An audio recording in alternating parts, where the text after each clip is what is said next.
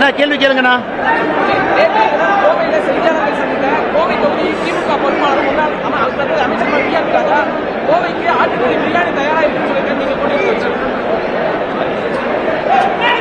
அண்ணா, கோவை பாராளுமன்ற தொகுதியை பொறுத்தவரை இது ஏதோ போட்டி வந்து 3 வேட்பாளர் இருக்கின்றார்கள், 3 கட்சி இருக்கு, அவங்களுக்குள்ள போட்டி இல்லைங்கண்ணா. கோவை பாராளுமன்ற தொகுதியை பொறுத்தவரை 70 ஆண்டு காலமாக தமிழகத்தில் நடந்து கொண்டிருக்கக்கூடிய அதர்மம் ஒரு பக்கமும் தர்மம் ஒரு பக்கமும் நடக்கக்கூடிய தேர்தல் இது. அதனால கோவை மக்கள் அடுத்த 40 நாட்கள் பார்ப்பாங்க. தமிழகத்தில் எங்கேயுமே இல்லாத அளவுக்கு பணமழை இங்கே பொழியும். கட்சிகள் தயாராகி இருக்கின்றார்கள். இலவசங்கள் அள்ளி தெளிக்கப்படும், அதற்கும் தயாராகி இருக்கின்றார்கள். எங்களுக்கு தெரியும், திமுக முதலமைச்சரே வந்து கோவையில் 40 நாள் உட்கார்ந்தாலும் சரித்திர மார்ஜின்ல பாரதிய ஜனதா கட்சி கோயம்புத்தூர் பாராளுமன்றத்தில் வெற்றி பெறும். நாங்கள் சவால் விடுறோம். தமிழகத்தினுடைய முதலமைச்சர் வந்து 40 நாள் இங்க கேம்ப் அடிக்கணும். கோயம்புத்தூர் மக்கள் தெளிவாக இருக்கின்றார்கள். மாற்றம் வேண்டும். கோயம்புத்தூர்ல வளர்ச்சி இல்லை. அதனால் நீங்க சொன்ன நபர் என்ன, திமுகவினுடைய எல்லா அமைச்சர்களும் வரட்டும், முதலமைச்சர் வரட்டும், 40 நாள் இங்கே இருக்கட்டும். நாங்கள் தயார், மக்கள் தயார். கோயம்புத்தூர் பாராளுமன்றத்துக்கு உட்பட்ட அன்பு சொந்தங்கள் எல்லோரும் தயாராக இருக்கின்றார்கள். தமிழகத்தினுடைய அரசியல் மாற்றம் கோயம்புத்தூரிலிருந்து ஆரம்பமாக வேண்டும். வளர்ச்சிக்கான அரசியல் கோயம்புத்தூரிலிருந்து ஆரம்பமாக வேண்டும்.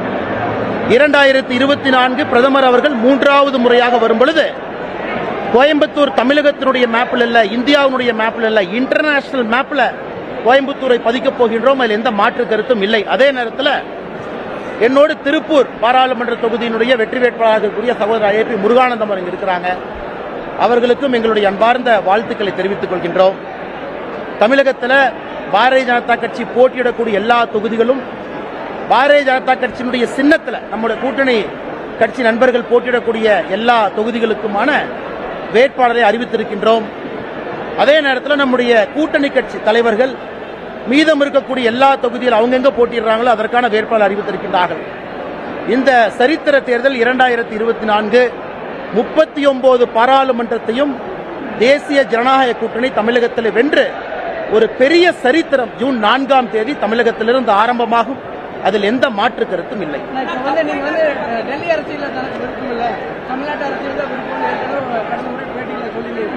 இப்பொழுது அதே தான் சொல்றேன். டெல்லி அரசியல் இருக்க விருப்பம் இல்லை, தமிழக அரசியல் தொடர்ந்து இருப்பேன். நீங்க கேட்க சொல்றேன். மோடி அவர்கள் போட்டியிட வேண்டும் என்று உத்தரவிட்டிருக்கின்றார், அதற்காக போட்டியிடுகின்றனர். மோடி அவர்களுடைய உத்தரவை மதிக்க தெரிந்தவன் நான். குறிப்பாக தமிழகத்தில் வளர்ச்சி எல்லா இடத்துக்கும் வரணும். 2026 பாரதிய ஜனதா கட்சி ஆட்சி அமைக்கும் பொழுது மக்கள்கிட்ட நாங்கள் காட்டணும். எதை காட்டுவோம்? மக்கள்கிட்ட எங்களுடைய பாராளுமன்ற உறுப்பினர்கள் மக்கள்கிட்ட காட்டணும்.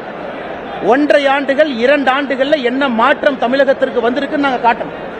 அது காட்டினா மட்டும்தான் 2026 தமிழகத்தில் 234 தொகுதிகளிலும் பாரதிய ஜனதா கட்சி நம்முடைய நண்பர்களை இங்கே வெற்றி பெற்று ஆட்சி அமைக்க முடியும். அதனால் இது மோடி அவர்களுடைய உத்தரவு. மோடி அவர்களுடைய உத்தரவுக்கு நான் கட்டுப்பட்டவன்.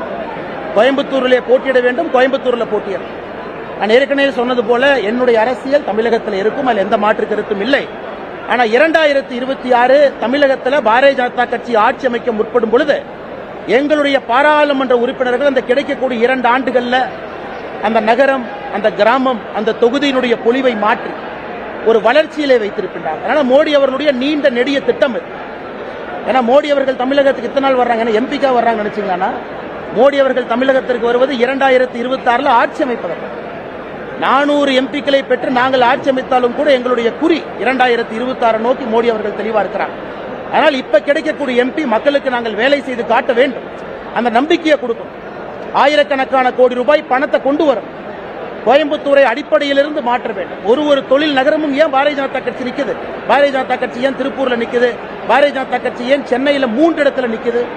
பாரதிய ஜனதா கட்சி ஏன் பெரிய நகரத்தில் நிக்குது? பாரதிய ஜனதா கட்சி ஏன் மதுரையில் நிக்குது? பாரதிய ஜனதா கட்சி ஏன் தென் பகுதியில் நிக்குது? பாரதிய ஜனதா கட்சி எதற்கு மத்திய பகுதியில் இருக்கு? பாரதிய ஜனதா கட்சி எதற்காக தனியாக 23 இடத்துல போட்டியிடும்? அதற்கெல்லாம் அடிப்படை காரணம் மாற்றி காட்டுகின்றோம், சபதம் எடுத்திருக்கின்றோம். அடியோடு தமிழகத்தை மாற்றி காட்டுகின்றோம். வளர்ச்சினா என்னன்னு முதலா தமிழக மக்களுக்கு மக்களாக உழைத்து வளர்ச்சியை பார்த்திருக்காங்க.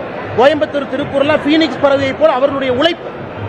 முதலாக அரசு சேரும் பொழுது வளர்ச்சி என்ன என்பதை தமிழகத்தினுடைய சொந்தங்கள் 2024 26 வரைக்கும் பார்ப்பாங்க. அதனால் மறுபடியும் உங்க கேள்விக்கு பதில் சொல்றேன். தமிழ்நாட்டு அரசியல் தான் இருப்பேன். டெல்லி அரசியல் எனக்கு பிடிக்காத, அங்க போக மாட்டேன். எனக்கு கொடுத்திருக்கக்கூடிய ஆணை தமிழகத்தில் 2026க்கு வர வேண்டும் என்றால் இந்த 2 ஆண்டுகள் எங்களுக்கு கிடைக்கக்கூடிய அந்த 700 சில்லற நாள்ல முழுவதுமாக அடிப்படையோடு தமிழக அரசியலை மாற்றுவது மட்டுமில்ல, வளர்ச்சி, நிஜ வளர்ச்சினா என்ன நாங்கள் காட்டப் போகின்றோம். தெளிவான ஒரு பார்வையோடு எல்லோரும் களமிறங்கியிருக்கிறோம்.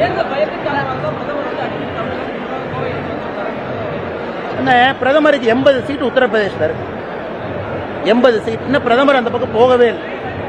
இன்னும் பிரதமருடைய பிரச்சாரம் என்பது நார்தன் இந்தியாவில் ஆரம்பிக்கவே இல்லை. பிரதமர் அவர்கள் இன்னைக்கு பிரதமர் அவர்கள் தேர்தல் அறிவித்த பிறகு அரசு முறை பயணமாக 2 நாள் பூட்டான்ல இருக்கார். இன்னைக்கு பிரதமர் அரசு முறை பயணமாக பூட்டான், நாளைக்கு பிரதமர் அரசு முறை பயணமான பூட்டான். இதுல தோல்வி பயம் தெரியுதா உங்களுக்கு? தேர்தல் அறிவித்த பிறகு ஏதாச்சும் ஒரு பிரதமர் அரசு முறை பயணமாக வெளிநாட்டுக்கு போய் பார்த்திருக்கீங்களா? இது தோல்வி பயமா? அதனால யாராவது உங்ககிட்ட அந்த கேள்வி சொல்லியிருந்தாங்க, எதிர்க்கட்சி நண்பர்கள் சொன்னாங்கன்னா அவர்களுக்கு அரசியல் தெரியவில்லை என்றார். தேர்தலுக்கு நடுவில் ஒரு பிரதமர் தன்னுடைய கமிட்மெண்ட்டை காப்பாற்றி அண்டை நாடு, பக்கத்து நாடு, நட்பு நாடு பூட்டானுக்கு போறாங்க. அது பூட்டானுடைய உயரிய விருது இன்னைக்கு பிரதமர் கிடைத்திருக்கு. பிரதமர் எதற்கு அடிக்கடி தமிழகம் வர்றாங்கன்னா 2024 நாம் பெறக்கூடிய எம்பி மூலமாக தமிழகத்திற்கு சிறப்பு கவனம் செலுத்தப்பட்டு 1000 கோடி ரூபாய் கொண்டு வராங்க. ஒரு எம்பி எங்க இருக்கிறாங்களோ அடிப்படையோடு மாற்றி காட்டுகின்றனர். சபதம் எடுத்து பிரதமர் களமிறக்கி இருக்கின்றார். அந்த 700 நாட்கள் மக்களுடைய அன்புல பாரதிய ஜனதா கட்சி வெற்றி பெற்ற பிறகு அந்த 700 நாட்கள் நீங்க களப்பணியை பார்த்து தமிழக மக்கள் முடிவு செய்வார்கள். 234 234 பாரதிய ஜனதா கட்சி ஜெயிக்கும். அதனால் நாங்கள் ஒரு தேர்தலுக்கு 1 ஆண்டு 2 ஆண்டுக்கு வேலை செய்வர்கள் கிடையாது.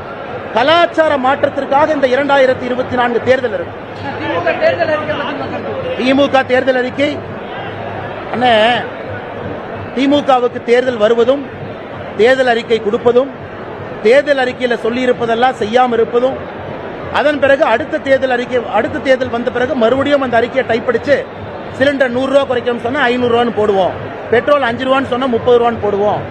இந்த தேர்தலும் பண்ண மாட்டாங்க. 2026 தேர்தல் பெட்ரோல் இலவசமா கொடுப்பாங்க பாருங்க. 2026 தேர்தல் பெட்ரோல் டீசல் இலவசம். வீட்டுல பைப் போட்டு விட்டுருவோம், நீங்க அப்படியே வண்டி கொண்டே ஓசை போட்டீங்கன்னா அப்படியே பெட்ரோல் உள்ள வந்துடும். அதனால் சகோதர சகோதரிகளே, வீட்டில் டாய்லெட் பேப்பர் இல்லை என்றால் திமுகவுடைய தேர்தல் அறிக்கையை பயன்படுத்துங்க. பொட்டணம் கட்டுறதுக்கு வீட்டில் நம்முடைய சகோதரிகள் சாமான வாங்குறீங்கன்னா திமுக தேர்தல் அறிக்கையை கழிச்சு பொட்டணம் கட்டுங்க. அதனால் சகோதர சகோதரிகளே, பாரதிய ஜனதா கட்சியினுடைய தேர்தல் அறிக்கை நான் சவால் விட்டுக்கிட்டு இருக்கேன். 295 பாயிண்ட் 2019 தேர்தல் அறிக்கையில் விட்டிருக்கின்றோம், சவால் விட்டுக் கொண்டிருக்கின்றோம். 295 நிறைவேற்றிவிட்டு 2024 தயாராயிருக்கு. 2019 பாரதிய ஜனதா கட்சியினுடைய தேர்தல் அறிக்கையை பாருங்க. இன்னைக்கு 2024 எங்க தேர்தல் அறிக்கை வரப்போகுது. 2024 தேர்தல் அறிக்கை வந்த பிறகு மக்களுக்கு தெரியும் 5 ஆண்டுகள்ல முழுமையாக 2024 தேர்தல் அறிக்கையும் நிறைவேற்றுவோம்னு தெரியும். இது ஏதோ இந்த காகிதம், இந்த போண்டா சாப்பிட்றதுக்கு, பஜ்ஜி சாப்பிட்றதுக்கு திமுகவுடைய தேர்தல் அறிக்கையை பயன்படுத்தும். கொஞ்சம் சத்தமா சொல்லுங்க. எனக்கு இந்த வேட்பாளர்கள் எல்லாம் மரியாதை இருக்கணும். எனக்கு என்ன அவங்களோட சண்டை?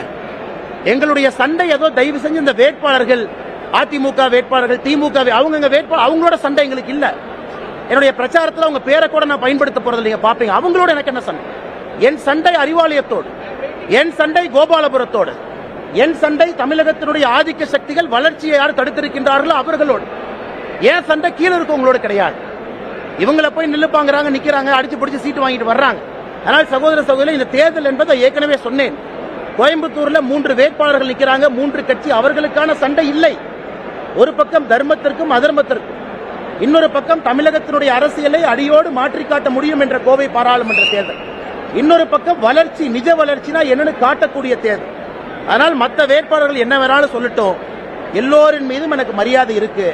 காரணம் 3 ஆண்டுகளாக, கிட்டத்தட்ட 33 மாதமாக நான் சண்டை வேட்பாளர்கிட்ட போட்டேனா, நான் இங்க இருக்கக்கூடிய அதிமுக நிர்வாகிகிட்ட போட்டேனா, இங்க இருக்கக்கூடிய திமுக மாவட்ட செயலாளர் சண்டை போட்டனா? என் சண்டை என்ன என்பது உங்களுக்கு தெரியும். கோயம்புத்தூர் பாராளுமன்ற தொகுதியினுடைய மக்களுக்கும் தெரியும் அண்ணாமலை அண்ணன் சண்டை என்ன. அதனாலதான் இன்னைக்கு நான் சொல்றேன், எல்லா அமைச்சர்களும் இங்க இருப்பாங்க, பணத்தை கொண்டு வருவாங்க, 100 கோடி ரூபாயை கோயம்புத்தூர்ல செலவு பண்ணுவாங்க. ஆனா அண்ணாமலை இன்னைக்கு சொல்றேன், ஓட்டுக்கு 1 ரூபாய் அண்ணாமலை கொடுக்க மாட்டான். நீங்க பாருங்க, அடுத்த 40 நாள் பாருங்க, ஓட்டுக்கு 1 ரூபாய் கிடையாது, நத்திங். மக்களை நம்பி கோயம்புத்தூரிலிருந்து மாற்றம் ஆரம்ப என்று நம்பி பத்திரிகை நண்பர்கள் பூத கண்ணாடி போட்டு பாருங்க. பாரதிய ஜனதா கட்சி இந்த முறை எதுவும் செலவு பண்ண போறோம். தமிழக வரலாற்றிலே செலவு குறைந்த தேர்தலாக கோயம்புத்தூர் பாராளுமன்ற தொகுதி தேர்தல் இருக்க வேண்டும் என்கின்ற சங்கல்பத்தோடு வேட்பாளராக வந்திருக்கு. தமிழகத்தினுடைய அரசியல் வரலாற்றில் இது போன்ற தேர்தல் செலவு இல்லாமல் ஒரு தேர்தல் நடத்த வேண்டும். மக்களுக்கு உண்மையான ஜனநாயகத்தை காட்ட வேண்டும். நெக்ஸ்ட் மீடியா நண்பர்கள் சொல்றது, அடுத்த 40 நாட்கள் என்னுடைய பிரச்சாரத்தை, பாரதிய ஜனதா கட்சியினுடைய பிரச்சாரத்தை கோயம்புத்தூர்ல நீங்க பூத கண்ணாடி போட்டு பார்க்கணும். பூத கண்ணாடி போட்டு பார்க்கணும். பாரதிய ஜனதா கட்சி ஏதாச்சும் ஒரு மாடல் கூட வயலேஷன் பண்றாங்களா, பூத கண்ணாடி போட்டு பார்க்கணும். நான் சவால் விடுகின்றேன், எதிர்க்கட்சி நண்பர்கள் 33 மாதமாக சம்பாதிச்ச ஆயிரக்கணக்கான கோடி ரூபாய் பணத்தை வந்து கொட்டுங்க, எல்லாத்தையும் இறக்குங்க, எல்லா அமைச்சர்களையும் கொண்டு வந்து கேம்ப் போடுங்க, முதலமைச்சரை வந்து தங்க வைங்க. ஆனால் கோயம்புத்தூர் மக்கள் இந்த முறை தமிழக அரசியலுடைய மாற்றத்தை ஜூன் 4ஆம் தேதி கோயம்புத்தூர் பாராளுமன்ற தொகுதியிலிருந்து அதை ஆரம்பிப்பார்கள். அதற்கு நீங்களும் நானும் சாட்சியாக இருப்பேன். நான் ஏதோ பெரிய வேட்பாளர் அப்படிலாம் பார்க்காதீங்க. கோயம்புத்தூரை மக்களை நம்பி அவர்களோடு சேர்ந்து மாற்றம் இங்கிருந்து ஆரம்பிக்க வேண்டும். 2 ஆண்டுகளில் இந்த மாற்றம் தமிழகம் முழுவதும் எடுத்துச் செல்ல வேண்டும் என்பதற்காக இங்கே வந்திருக்கக்கூடிய ஒரு சாதாரண நபராக பாருங்க.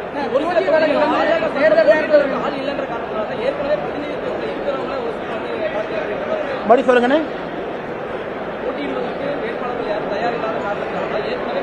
இந்த கட்சி எங்கிட்ட கேட்கணுமா, இல்ல மணல் கடத்தினவன் தம்பி வேட்பாளர் அவங்ககிட்ட போய் கேட்கணுமா, இல்ல ஆளே இல்லாம ஒரு ஊரா போய் தொலாய் வேட்பாளர் போட்டிருக்காங்க அவங்ககிட்ட கேட்கணுமா? இங்க இருக்கக்கூடிய 19 வேட்பாளர்கள் ஒருவருடைய ப்ரொஃபைலை பாருங்க. இவர்கள் பாராளுமன்ற தேர்தலுக்கு நிற்பதற்கு தகுதி இருக்காங்களான்னு செக் பண்ணுங்க. நீங்க செக் பண்ணுங்க. 19 வேட்பாளரை பார்த்து எப்படிப்பட்ட வேட்பாளர்கள் நிற்கின்றாங்க. அரசியல் களத்தில் அந்த 19 பேருக்கு மேல ஒரு ஊழல் குற்றச்சாட்டு இருக்கா, இல்ல 19 பேருடைய பர்சனல் லைஃப், 19 பேர் வாழ்க்கை எப்படி வாழ்ந்திருக்கின்றார்கள், 19 பேரை பார்த்துட்டு இந்த கேள்வி கேள்வி. அதே போல மற்ற கட்சி நண்பர்கள் வலைவீசி வேட்பாளரை பிடிச்சி வந்திருக்காங்க. யாருமே நிக்காம ஓடிட்டாங்க. வலைவீசி வேட்பாளரை மாத்துறாங்க. நாமக்கல் வேட்பாளர், இன்னும் சொல்ல நேரத்தில் 2 கட்சியுமே வேட்பாளர் மாத்துவாங்க. பாரதிய ஜனதா கட்சியை பொறுத்தவரை தெளிவாக இருக்கின்றோம். தமிழக மக்களுக்கு எங்களுடைய கட்சியின் சார்பாக நிற்க வைத்திருக்கக்கூடிய வேட்பாளர்கள் அனைவருமே முத்தான உங்களுக்கு பணி செய்து அதன் மூலமாக அரசியல் மாற்றத்தை கொடுக்க வேண்டும் என்று வந்திருக்கக்கூடிய வேட்பாளரை நிற்க வச்சிருக்கேன். வரவேற்கின்றேன். காரணம், சௌமியா அன்புமணி அவர்கள் குறிப்பாக சுற்றுச்சூழலில் நிறைய வேலை செஞ்சிருக்கிறாங்க. எல்லோருடைய அனுபவம் நம்முடைய தமிழக அரசியலுக்கு வரட்டும், அது பயன்பட வேண்டும். அதன் மூலமாக தமிழகத்தினுடைய வளர்ச்சி இருக்க வேண்டும். அதனால் சகோதரி சௌமியா அன்புமணி ராமதாஸ் அவர்களுக்கு எங்களுடைய நெஞ்சார்ந்த வாழ்த்துக்களை தெரிவித்துக் கொள்கின்றோம். தருமபுரியினுடைய வெற்றி வேட்பாளராக அவர்கள் வருவார். சத்தமா கேளுங்க.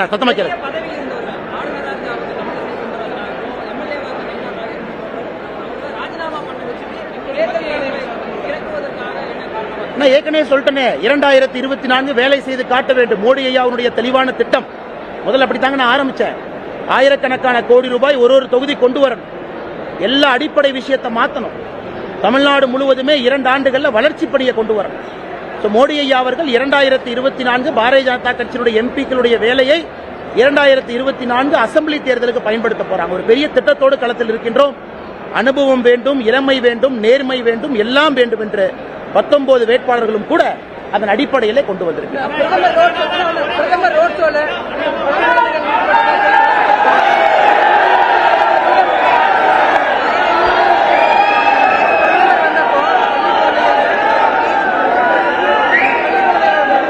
அதாவது பாரத பிரதமருடைய ரோட் ஷோ நடக்குது. லட்சக்கணக்கான சகோதர சகோதரிகள் பார்க்க வர்றாங்க. அன்னைக்கு அந்த பகுதியில் எங்க ரோட் ஷோ வருதோ அரசே அந்த பள்ளியில் இருக்கக்கூடிய பள்ளிகளுக்கு விடுமுறை கொடுத்திருக்கிறாங்க. 12 மணிக்கு மேல ஸ்கூல் இல்ல. அந்த குழந்தைங்க எங்க போவாங்க? விடுமுறை கொடுக்கப்பட்ட குழந்தைகள் தங்களுடைய பிரதமரை பார்க்கறதுக்கு அந்த குழந்தைங்க வந்து நிக்கிறாங்க. பள்ளி விடுமுறை கொடுத்தது யார்? நாங்களும் அரசா. 12 மணிக்கு கோயம்புத்தூர்ல பிரதமர் வர்ற பாதையில பள்ளிகளுக்கு விடுமுறை அளித்த பிறகு அந்த மாணவ செல்வங்கள் தங்களுடைய பிரதமரை பார்ப்பதற்காக வர்றாங்க. ஏன்னா ஸ்டாலினை பார்க்க வர்றாங்களே. இந்தியாவுடைய உலகத்தினுடைய தனிப்பெரும் தலைவன், விஸ்வகுரு, உலகத்தினுடைய தலைவன் எப்படி இருக்க வேண்டும் என்பதற்கு உதாரணமாக இருக்கக்கூடிய பாரத பிரதமர் நரேந்திர மோடியை பார்த்து இன்ஸ்பயர் ஆக அந்த குழந்தைங்க வர்றாங்க. அதனால தயவு செய்து பாரத பிரதமரை ஒரு சாதாரண பெட்டிக்கடை அரசியல்வாதி மாதிரி ஒரு பெட்டிக்கடை போட்டு அடைச்சிடாதீங்க. ஒரு விஸ்வகுருவை பார்ப்பதற்கு குழந்தை வந்திருக்காங்க இல்லையா? பாரதிய ஜனதா கட்சி யாரு போய் கூப்பிட்டா? 12 மணி ஸ்கூல் லீவ் விட்டது யாரு? லீவ் விட்ட பிறகு குழந்தைங்க எங்க போவாங்க? அந்த குழந்தைகள் வந்து பார்க்கறாங்க. நாங்க போய் கூட்டு வந்தோமா?